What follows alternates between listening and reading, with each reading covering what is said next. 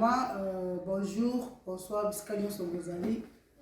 Dès qu'on a sola qui n'a bino qui n'a bandoyaka vraiment. Donc tout le temps na émission na biso ya makusa ya maman spaghetti, ne la pauvreté qui bino que na bandoyaka. Donc nazo respecter l'engagement là. Donc bino pe na côté na bino maman, bon respecter, bon s'abonner. Bon liker, bon aimer et ça là vraiment bien. Donc on est nazali awa lelo na ye lisusu nde kaka na biso kibino na ye na recette na biso ya sika boyebi yango mais ngasko na ye ko lakisa bino ndenge ngai na salaka. Lelo to sala jambono na biso to sala ngo na sauce blanche. Jambono o eza fumé te eza jambono moko frais. Tout ça la sauce blanche. Bon, avant de côté dans la recette, nous avons santé, qu'on peut se donner un mot de baoyanga, baoyon sur balingaranga, ou balinga spaga, donc on va dire spaghetti. Il est dans le théâtre, il est dans le makusa, donc bafan n'anganyon sur biscuit bozali, na pesi bino bambote et belé, na bino mi. Donc, nous avons santé, nous avons bilili, la lista, donc la tata de kéké, donc maman a prière plus qu'on a primaire, donc bon, va y aller na souka, donc c'est ça quoi, donc on m'a donné une poule sous ma bâton de guerre, que le pain, donc les lots, il y a beaucoup à bilili, parce que Dieu sait qu'il est fatigué, donc il y a à bilili les lots. Yangwana nazo senga na mama la lime akitana se potozwa biloko na biso tosala na ngo jambono na biso ya sauce blanche. Ba mama lelo tokosala jambono nasi bomoni yango yo ya frais ya sika mama eza ya fumé te tokosala yango lelo pona osala jambono na biso tozana na jambono yango moko et puis toza aussi na matungulu o babengi oignon, toza na ail, toza na poireau, toza na ndembi, toza na piment. Bon, normalement il y a piment vert, il faut la changer parce que c'est la piment vert. Et puis toza na bouillon, il y a légumes, toza aussi na feuille de laurier na huile na biso, toza na sel et puis toza na poivre noir. Donc il y a un monde tout ça là jambono na biso mama pona osala jambono nga pona osala eloko nyonso babengi nazo bandi ko bouillir biloko na nga na lingami ko saisonner yango avant na bouillir yango parce que ekota mungwa ekota épice, donc c'est ça yango nazo tia sel na biso na jambono na biso. Bon, bah tout balinga mungu ebele, bah musu balinga mungu ebele te. Donc nous allons saisonner tout d'abord jambono na biso, na sel, ce qu'on a au poivre noir, sikoyo nazo tia bouillon na biso. Sikoyo nazo saisonner on nazo sangisa ngo. Nazo sangisa ngo na ekota mungwa bien. Eh ben maman, donc tout ça jambono na biso sauce blanche lelo. Donc façon o ndenga na ngana to kisango, siko ndenga nazo saisonner yango boye. Ne nazo saisonner yango boye. Nazo nakotia mai te. Donc nakotokisa jambono na biso na mai nango moko. Donc na sisi ko saisonner yango. Ensuite ko saisonner jambono na biso. Sikoyo nazo chango na moto. Nazo jambono na biso na moto etoka. Donc soki mai oyo ekauki, ndela ko ba ko tsa suko tsa mai mukie etoki lisusu. Après, après, avant la toxaphone, tu as sous moi matungulu pour etoka. Normalement, il faut que épicer yango na biloko nyonso. Pourtant mon jambono et autres cas après na tie ndamba ail na tie feuille moko na tie aussi moi ndembi na biso donc pour jambono na biso et toka na ba épices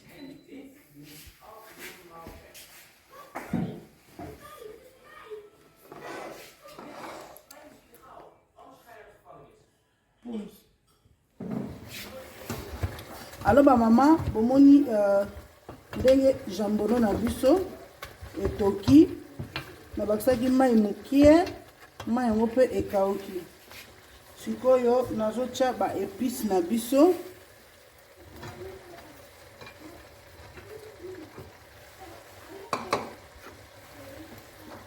natie ndembi na biso mpe natie mwa poiro na biso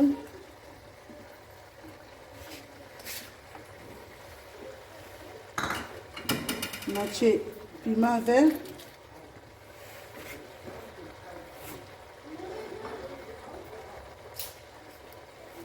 natie piment vert sikoyo awa nazobalusa bamama ngulu ezalaka na mafuta nango mais jambono ezalaka vraiment na mafuta ebele te ozomona eza un peu sec donc il faut kobakisa mwa huile mokie bakisa mwa huile mokie mpona ezala sec vraiment te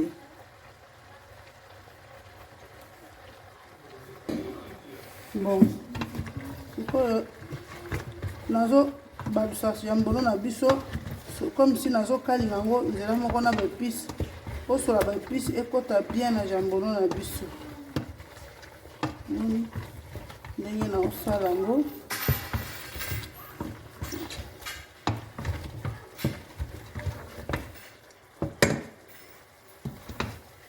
yango mono vraiment ekota ba épice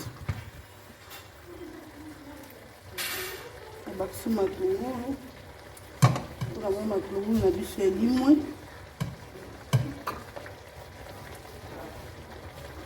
bakisi matungulu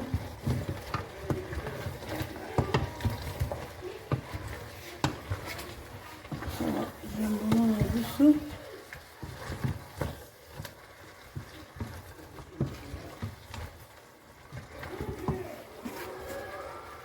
bakisi yango natie piment mobimba poso na kati osala pilipili makasi bamosusu baliaka pilipili ebele te natie ya mobimba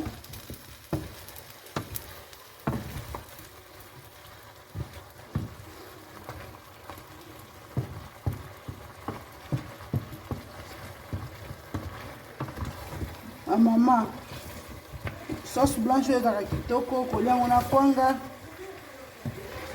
okoliango na fufu okoliango na eloko nyonso tu oyo olingi koliela ndenge bomonaka ntango ekobela bomona nde nini ekokoma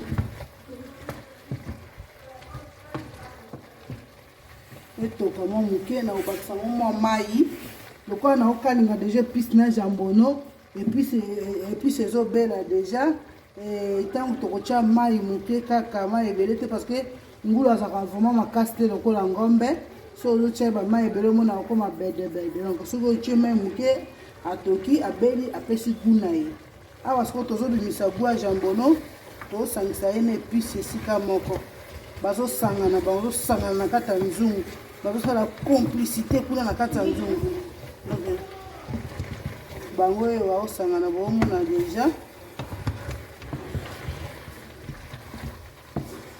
bango baosangana tobakisi mwa ai na biso po totokisaki yango na mwa ai liboso siko tobakisi susu ai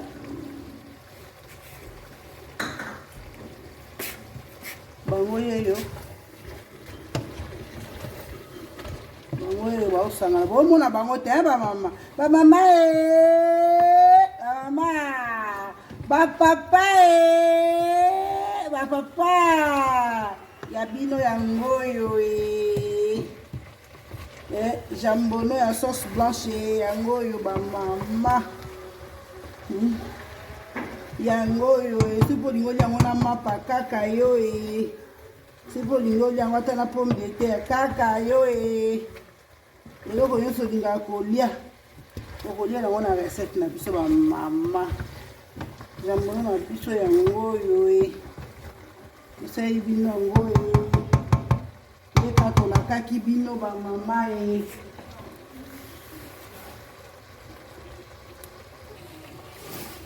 ba maman, bino moko bomoni, dès qu'on a fait qui bino. J'aime bien la biso. Yango yo.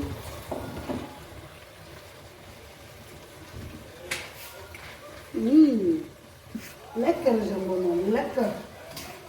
Toche mwa mokie, to bakisi. Mais vraiment, eza goût makasi ba mama, goût kitoko, moi pilipili pe yokani. Donc, to bakisi mai et to kasikoyo ensemble. Parce que tu aussi déjà to kaligné et puis na biso na jambono na biso sika moko.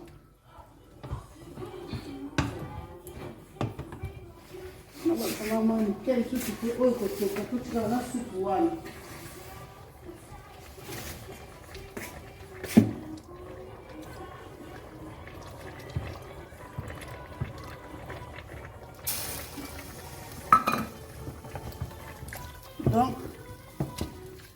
Donc ça m'a été sinon jambono et kokoma bodo ozanga ndenge ya kolia yango. Donc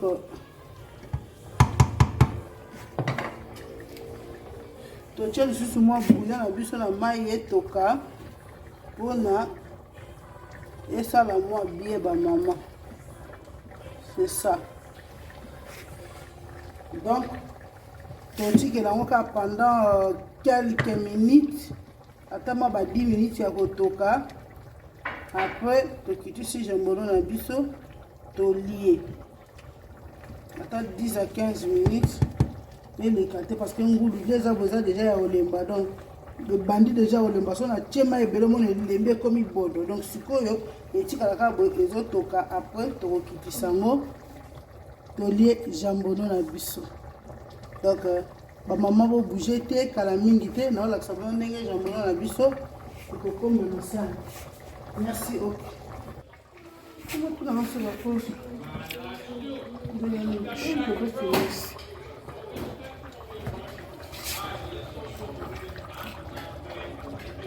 Ba maman bomoni to komi nango presque ya kobela sauce blanche na biso yango yo na si bomoni yango. Je vais encore moins 3 minutes et tout cas. Je peux quitter mon pied, bon to longola. Donc, pour ça, j'ai amené la sauce blanche. Donc, 3 minutes kaka. Après, tolongoli, sorry, tolongoli. Donc, au bon de bon, mon sauce blanche, yo, les a vraiment mingi. Dès que tu as la sauce blanche na biso yango yo. Merci beaucoup yango.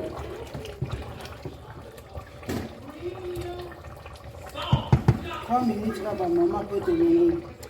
Alors ba maman dès que na ebisa kibino donc sauce blanche na biso na si bomoni ndenge ekomi na suka ebeli. Sikoyo tozo kitisa yango pona tolia. Donc sauce blanche na biso ebeli.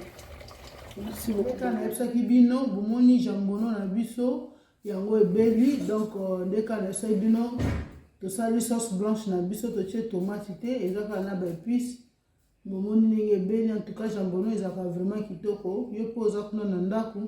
Soko olingo meka la sala ngo okosepela nango makasi olianga na kwanga makemba fufu loso nyonso to olingo lia nango okolia nango. Donc c'est ça quoi. On a le bibo s'abonner membre partager vraiment eza ebele. Donc nalingi bino mingi napesi bino ba gros bisous bo souhaiter so bon appétit pour tozolia vraiment eh ba maman donc vous avez bien discuté vous allez théâtre pezoya émission ebele ezoya donc na Spaga TV donc naopesa mbote epai ya bato nyonso balinganga ba gros bisous bozala bien bisous.